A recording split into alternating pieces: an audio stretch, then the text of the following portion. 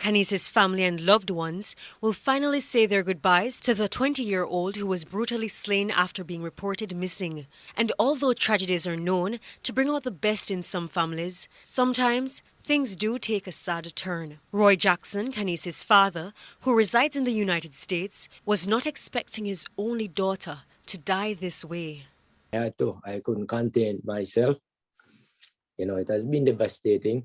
I'm trying to cope and trying to get an understanding of the whole senselessness of what happened to Khanice. She was deceived. She was deceived by someone she trusted. Yeah. And I think we can all fall victim to that. Jackson, a former renowned racehorse trainer in Jamaica, may however be unable to attend his daughter's funeral due to COVID-19 complications and other internal issues.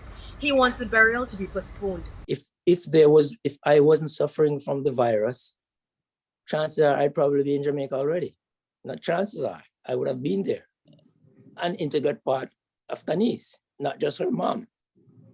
But for whatever reason, at this stage, her mom seemed to have all that right and all that power to go ahead with a funeral without her father's presence, without her brother's presence. On the other hand, Khanice's family in Jamaica are saying postponing the funeral is not practical given Khanice's condition. Alex, Khanice's only sibling, had one wish that took him much effort to verbalize. Just want to see it one more time.